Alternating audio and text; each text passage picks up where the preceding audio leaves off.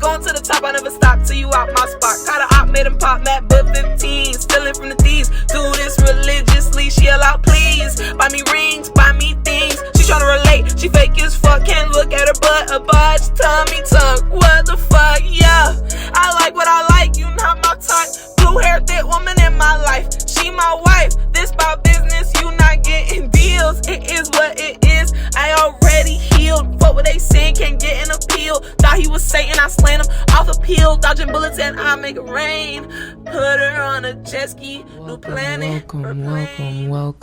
Welcome to Straight Talk. Let me tell you guys a little bit something about Straight Talk. So, Straight Talk is actually a figure of speech.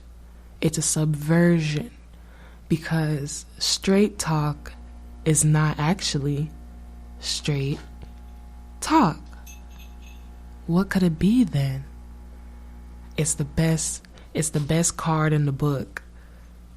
We're talking about LGBTQ plus community and their issues. So we're not talking about the heterosexual norms. We're talking about the homosexual norms. And I hope that you dig this podcast and you stick with it, because all we're doing is learning together, learning how to make everyone in the world feel comfortable, learning how to make everyone in the world feel comfortable. So while we still have people coming in, I want to go ahead and start us off with a quote.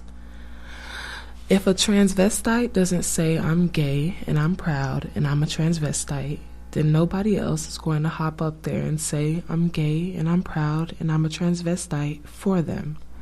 This is a quote from Marsha P. Johnson, and I synthesized from this quote that she's telling us to claim our identity loudly and proudly because no one else is going to do it for us.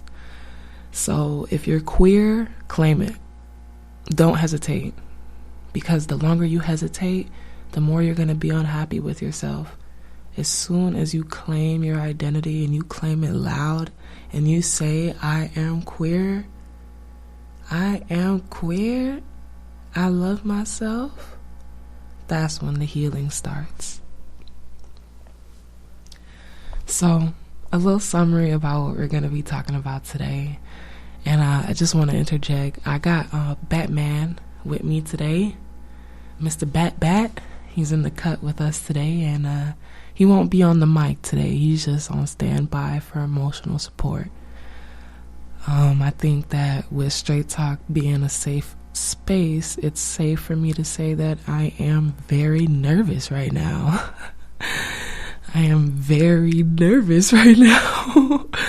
This is my first ever podcast and I'm really doing it. So let's just get back to the show. We're going to be doing a summary today. We're going to be talking about staying safe in the LGBTQ plus community. We're going to be talking about relationship violence. We're going to be talking about self-harm and why it's important to address pronouns. So I think I want to start with why it's important to address pronouns, because that's one of the most important things that has become more of a forefront for people in the past couple of years, especially as much as 2023 with Instagram having an option for you to put your pronouns in your bio, which is very progressive.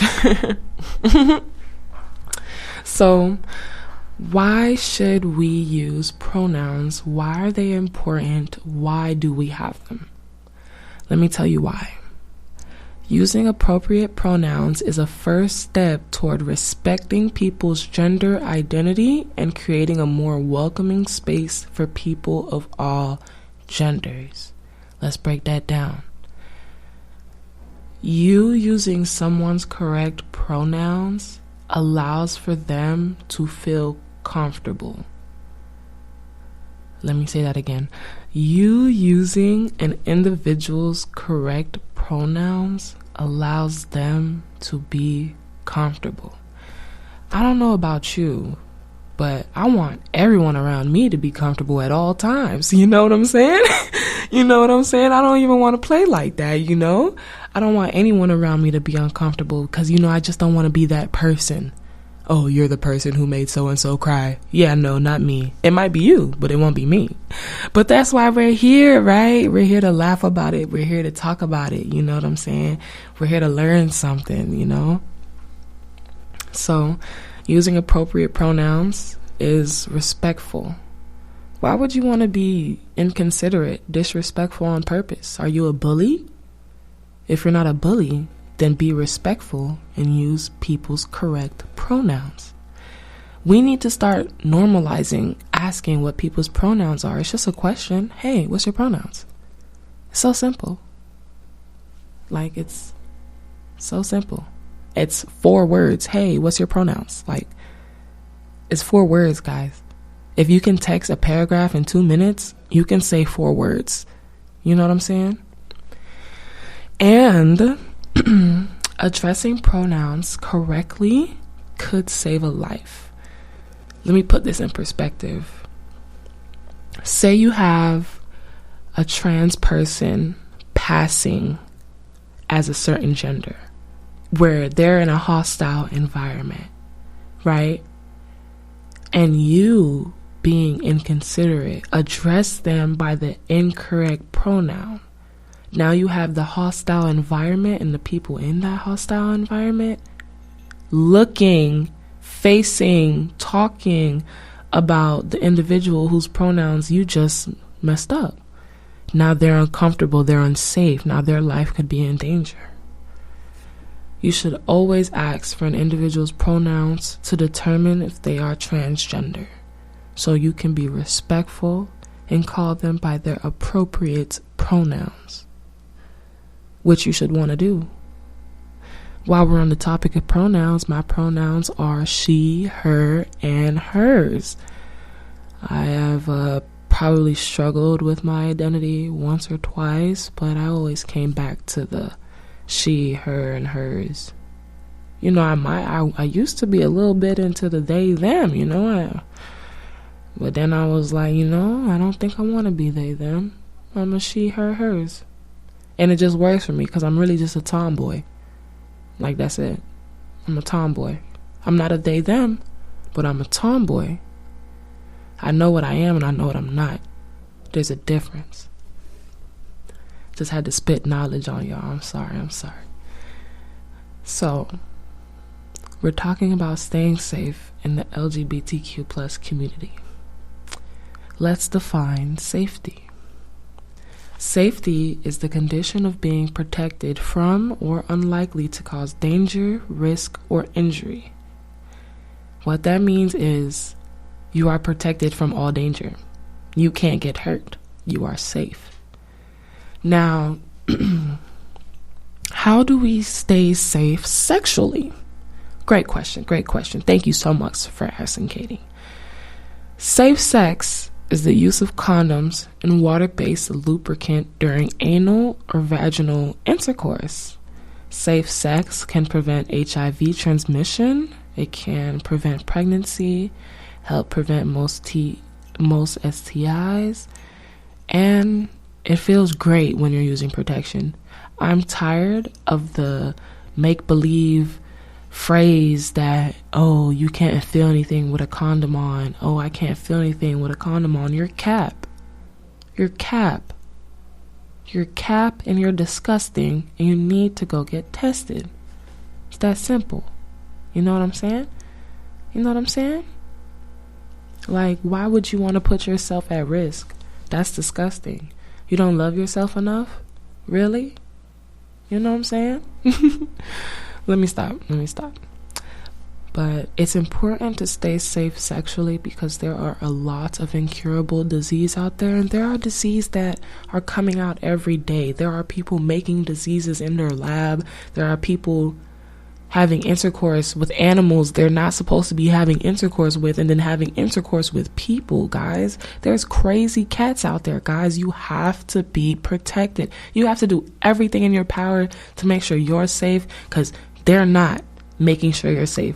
I promise you they're not. Promise you they don't care about you, and that be your problem. You be thinking people care. I'm just playing.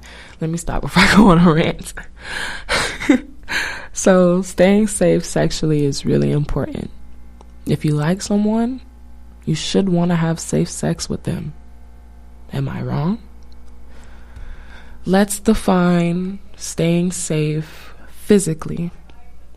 Staying safe physically refers to the protection of all stakeholders, including families, caregivers, students, school staff, and the community from violence, death, and exposure to weapons and threats to establish a secure learning environment. So staying safe just means you are inside, away from violence, death, and exposure to weapons and threats. As a person who has been in many uncomfortable situations, staying safe... Oops, Batman decided to talk.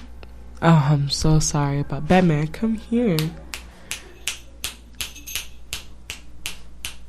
Bat decided to interrupt the podcast. I apologize, y'all. Thank God that wasn't in the mic, because some of y'all got headphones on, and that wouldn't have been too good. Oh, man. So, back to staying safe physically. If you want to really stay safe physically, get you a Batman. Like, for real. Do you hear him in the back? I know you do, because these are very powerful microphones. Staying safe in a relationship is all about you putting yourself first. Let's talk about it. How do you put yourself first in a relationship? Well, what's a priority to you? Write down or think about those priorities and keep those in the forefront of your mind. And if your relationship impedes with your priorities, you need to make some changes in your relationship, because your priorities come before your relationship. And if your priorities are to stay safe and to have safe sex, and your partner's priorities are not in line with those priorities, you have to find yourself a new partner. There's no convincing. There's no discussion. You don't want to practice safe sex? You're disgusting. Goodbye. Have a good life. Never going to see you again. You're blocked on everything. It's that simple, guys. We just need to start standing up for ourselves and for our sexual safety. We deserve to love ourselves enough to want to have safe sex, and only safe sex. Safe sex looks different to everyone, but safe sex is the use of condoms and water-based lubricant during anal or vaginal intercourse. And can prevent HIV transmission and prevent pregnancy and help prevent most STIs. I'm sorry, Batman is just like trying to get attention, but you can't get no attention, Batman. Move. Now moving on to a more serious topic, relationship violence. And we're going to define relationship violence. Relationship violence is a pattern of coercive and abusive tactics employed by one person in a relationship to gain power and control over another person. This takes on many forms, including physical violence, coercion, threats, intimidation, isolation, and emotional, sexual, or economic abuse. Personally, I have never faced relationship violence, and I am grateful for that. But on the other hand, I have faced the realities of relationship violence through friends and other individuals who have opened up to me, and relationship violence is nothing pretty. They like to smooth over relationship violence with the term toxic. And I think we really, really need to get to the bottom of this whole toxic situation, because it's a disease, y'all. This whole, oh, I want a toxic relationship. I can't be with you if you're not toxic. Oh, I'm toxic. If you can't be with me, that's your problem. That is a mental disease, period. You should never want negativity purposefully in your relationship. Me and my girlfriend argue. And I don't like that. Do you understand? Like, when I say argue, I mean, we're not on the same page. And when we're not on the same page, it's terrible. Like, it feels toxic. It feels negative. Like, I hate it. So toxic can mean multiple different things. And relationship violence can also mean multiple different things. You don't have to put your hands on your partner to commit relationship violence. You want to know how I know that? Because there's something called verbal abuse, which is also called emotional abuse. Now, tell me, how many of you have faced emotional abuse from a partner? I'm listening. Oh, 55 million of y'all? Okay. Yeah. I was thinking really 1 trillion, but 55 million, that's nothing. Let me stop playing. The real fact of the matter is, emotional abuse is something serious. It's a range of words or behaviors used to manipulate, intimidate, and maintain power and control over someone. That just sounds so terrible. Like, why would you want to put another human being through that? Like, why would you want to be the person to do that? Manipulate, intimidate, and maintain power and control over someone by using insults, humiliation, and ridicule, the silent treatment, and attempts to scare, isolate, and control. Oh my God, this just sounds terrible to me. I'm sorry. This is giving me the ick. Emotional abuse, verbal abuse is very, very damaging. It's very, very traumatizing because when your partner is the one berating you, beating you down, and still sleeping next to you like a baby in the bed, it leaves you as an individual exhausted and confused. You want to know when people are exhausted and confused? When they're in the middle of a desert with no water, with no map, and they've been walking for 15 hours. Those are exhausted and confused people. Why are you exhausted and confused with your partner, though? That's a serious issue, though. You need to have a talk. And I know there's a lot of you guys who are out there who are shy. But I need you guys to understand that closed mouths don't get fed. I'm going to say it again. Closed mouths do not get fed. If you want to keep your mouth closed and die of starvation, I'm not going to accept that for you. I'm going to force your mouth open so you can eat. You need to stick up for yourself. You need to challenge the bully who is your partner. You need to challenge them, because if they don't change by the next day, you might as well pack your bags and go home. Oh, it was a good run.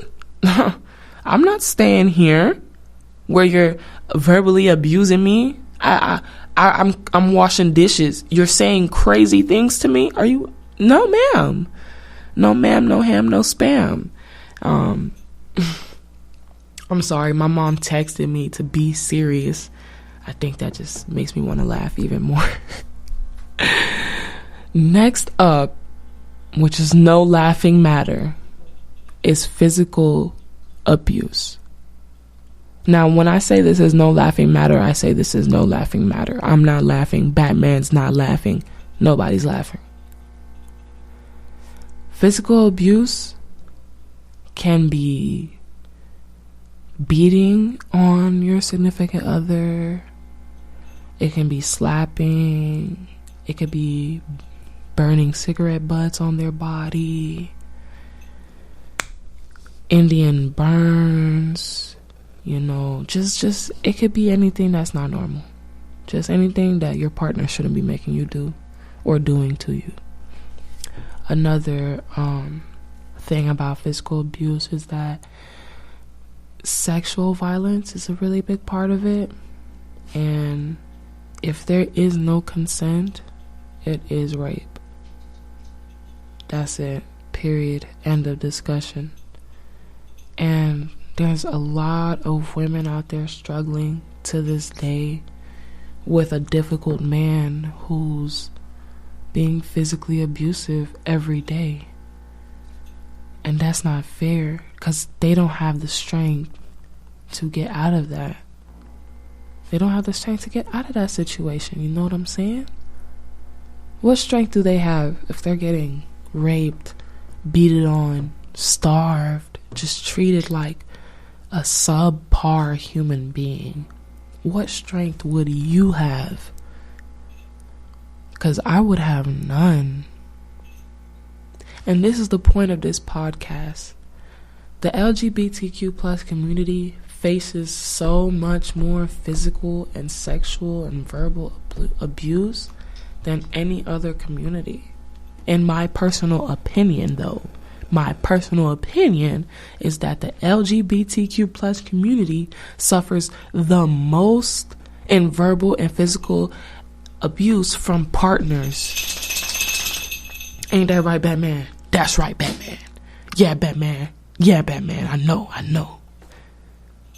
The LGBTQ plus community are so susceptible to people who aren't good, people who lie, people who lead double lives.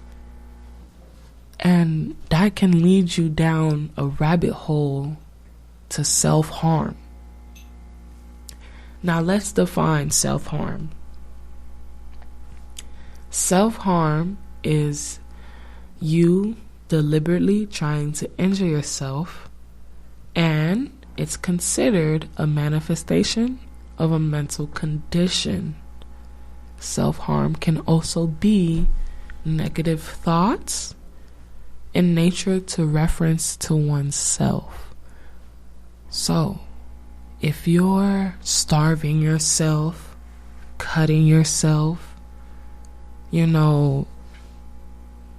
hitting yourself, burning yourself, scratching yourself, picking yourself, if you're doing anything that's making your body bleed purposefully, you're self-harming and you need help. And that's okay, though. That's okay. That's okay. Because that's why we're here, though. We're not here to make you feel like you're the worst person on the planet, because you're not. You want to know who's the worst person on the planet? Batman. He peed yesterday in my bedroom. He's the worst person on the planet. Not you, I promise. I just know if you're in a space, an environment, a situation of any kind that's not beneficial to your mental health, and you are choosing to self-harm as a coping mechanism, you need to reach out for help. I hope, I pray you get the hope you need. What is Batman doing? Batman having fun. He's playing with himself. I don't know. You need to get help. Help can look like anything. Help could be an emotional support animal. Help could be therapy. Help could be a vacation. Help could be taking a shower. Help could be reading a book, writing a poem, writing a book. Help could be anything that you want it to be. And oh man, shout out to Bree. Shout out to Bree. Brianna, shout out to you, Brianna. Shout out to you. Brianna's the one who trained me to do this podcast stuff. And I'm having a lot of fun right now. I'm having a lot of fun right now. This is awesome. I'm so happy that I get to reach out to people and talk to you guys and let you know that there is someone out there that loves you so much. And it's me. It's me and Batman. Me and Batman love you. And if you don't believe me, that's fine. I'm going to keep saying it every episode till you believe me. Because you're important, you matter, and you deserve to be on this planet. If you're queer, you're supposed to be here. You're supposed to be at Straight Talk. If you're queer, you're supposed to be here. This is your podcast. You need to own it. This is your podcast. I'm a part of it. You're a part of it. We're all a part of this big, beautiful rainbow family. We're all a part of it. Now, to get a little bit off topic. Well, no, let's stay on topic a little bit. Let's go back to the self-harm. I want to touch on that a little bit more. Self-harm is serious. And if you know someone who's dealing with major depression or is already self-harming, you need to do what you need to do to get your friend some help. I don't care if they're not your friend. I don't care if they're your op. No one should have to be so unhappy to where they're mutilating themselves. Mutilating. That's a big word. But children as young as preteens are self-harming because they don't know how to deal with the fact that they're queer. If you're a preteen, how are you supposed to, what guidance do you have? Batman. I'm sorry, Batman trying to play technology partner number 2. He trying to press buttons. I can't have that, Batman. I can't have that. I lost my train of thought because of Batman. If you know a preteen as young as 10 self-harming, you need to do something. There is no bystander effect in this. Do you understand the words that are coming out of my mouth? There is no bystander effect when someone is self-harming, when someone is going through physical abuse, when someone's going through sexual abuse, when someone's going through verbal abuse, relationship violence, all of that. When a queer person is in danger, they're in danger. And us being allies and a part of the queer community need to stand up for our queer brothers and sisters. That's it. That's all. Because we're still dying. We're still getting beat up. We're still not winning the cases. We're still not winning laws. Right now, there's a movement going on. I think in South Beach. It's a movement going on in South Beach in one of these weeks, where they're going to be voting. They're going to be voting to keep South Beach queer. I think it's like the queer capital. Oh, so sorry. I think it's like the queer capital of Florida, South Beach. I'm not really sure. Don't quote me on that for real. Do not quote me on that. But I know they're doing something because someone's trying to pass a law to turn that area into not that area. And us queer people, we want our area, don't we? So if you're old enough to vote, you need to do your research.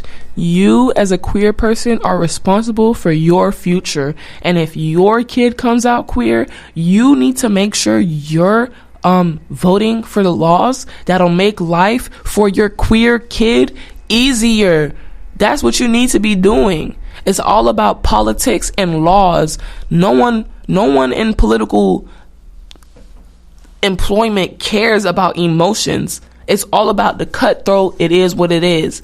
And if you want something done, you need to go vote. There's no ifs, ands, or buts about it. We can't change anything unless we go vote. That's why only the white man could vote. That's why it took so long for everyone else to vote, because they know how powerful it is. They know how powerful it is. And we need to use that power to put people like us in power. 100%. 100%. But guys, I'm sorry for going on a rant. Got a little bit too excited.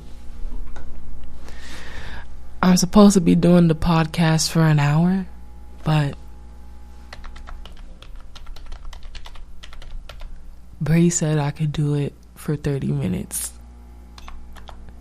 So, without further ado, I won't keep you guys too much longer. It was just an introductory podcast. I think that being a part of 99.5 The Mix is going to be a great start and a great opportunity to continue to invest in. And I hope you all come back to tune in for next Tuesday at 7:30 to Straight Talk. You gotta claim who you are. And I want you to claim it. Have a good night, y'all. And tune in on 99.5 The Mix next week for my